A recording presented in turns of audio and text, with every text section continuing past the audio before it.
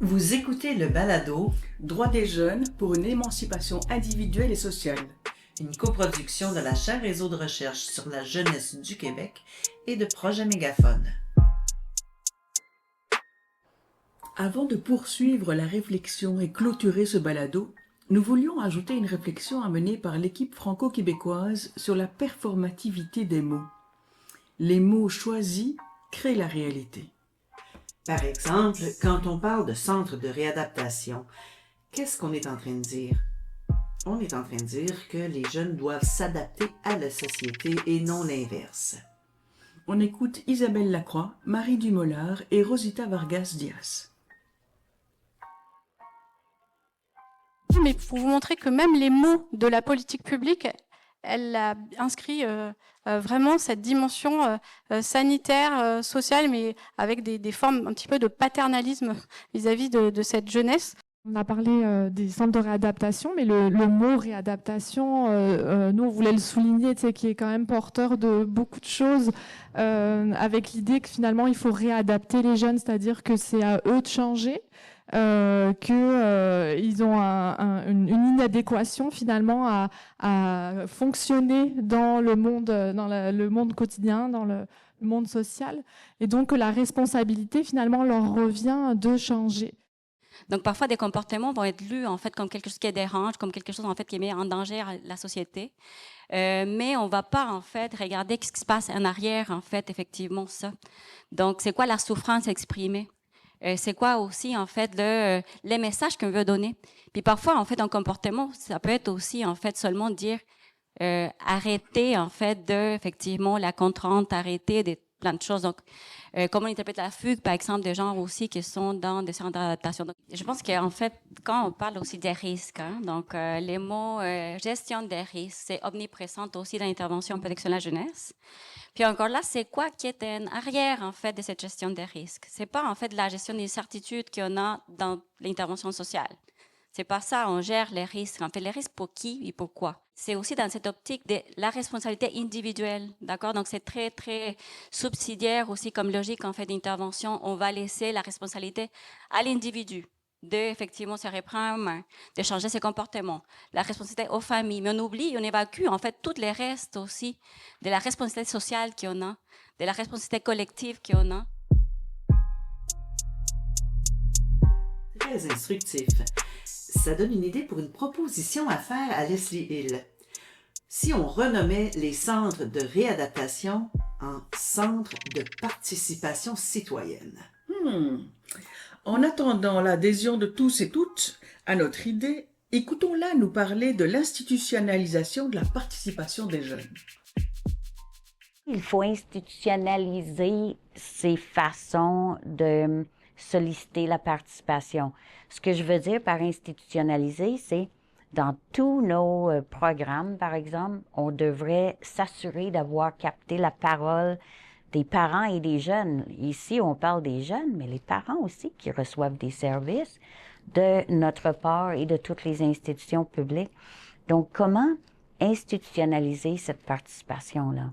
Donc, nous, on est en train de revoir notre façon de faire au ministère, non seulement pour la participation des jeunes, mais pour rapprocher la protection de la jeunesse de la société civile. Et la recherche participative est importante pour vraiment assurer la prise en compte de la voix des jeunes dans les pratiques, parce que les pratiques vont s'inspirer fortement des fruits de la recherche. Comme on l'a entendu dans d'autres épisodes, la preuve a été faite que la participation des jeunes a un impact positif sur les individus et la collectivité. Écoutons un exemple concret dans le parcours de Caroline. C'est pour ça que quand j'ai su que la commission Laurent avait commencé, puis que là, j'ai lu pas tout le rapport, là, parce qu'on a eu beaucoup de pages, d'annuler la dette étudiante des jeunes pris en charge par la DPJ m'a profondément touchée. Je trouve que c'est une mesure de justice sociale qui reconnaît qu'on ne part pas dans la même place dans la vie. Qu'à 18 ans, on doit tout assumer seul. Logement, études, nourriture, on sort souvent du système sans soutien. en ayant vécu l'instabilité, du décrochage, plein de difficultés, plein de bâtons qui se mettent dans nos roues. À 18 ans, d'annuler ces dettes-là, ça serait de reconnaître qu'on a connu des inégalités, de soutenir l'accès aux études, puis nous offrir une vraie chance de s'en sortir. Je trouve que c'est une mesure forte et symbolique, une forme de réparation, une façon de dire qu'on vous abandonnera pas, abandonnera pas une deuxième fois.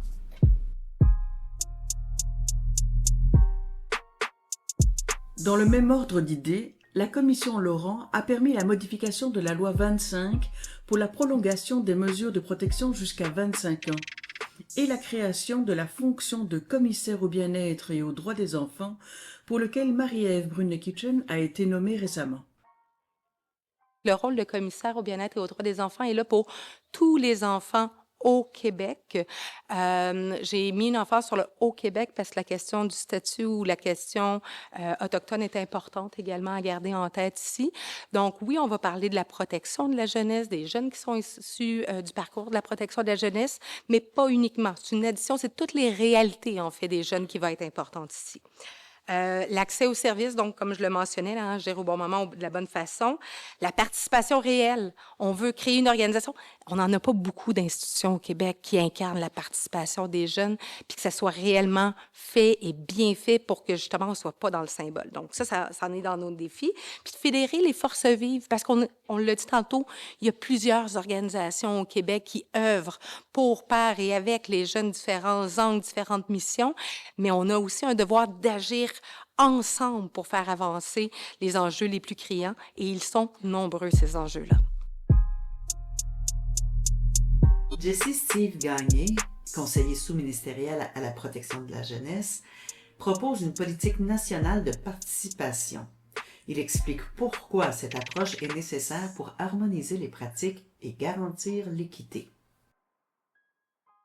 Effectivement, je pense que lorsqu'il y a des moments et les opportunités de révision ou d'amendement à des lois comme la LPJ ou la LG4S, c'est d'avoir en tête qu'on peut faire des représentations pour s'assurer de cette reconnaissance-là de la participation, ou de faire des représentations pour avoir une politique nationale en matière de participation des usagers avec vraiment des règles qui vont être applicables et uniformes pour harmoniser pour l'ensemble du réseau, parce qu'actuellement, ça part d'initiatives qui sont vraiment distinctes des unes des autres et qui créent des iniquités en termes de participation aussi. On retient que la participation des jeunes est une socialisation, une éducation mutuelle à la citoyenneté et un principe fondamental pour que les pratiques et les décisions politiques se prennent à partir des personnes concernées. Pour y arriver, une solution unique est forcément illusoire. C'est la pluralité des initiatives au niveau institutionnel, universitaire et militant qui va permettre de systématiser la participation des jeunes dans toute leur diversité. Et maintenant, la suite est dans l'action. C'était Sophie et Anne-Marie de Projet Mégaphone. Avec toute l'équipe de la chaire Réseau de recherche sur la jeunesse du Québec, on vous dit à très bientôt! La musique de ce balado est signée Chibi Mode. Suivez l'artiste sur SoundCloud.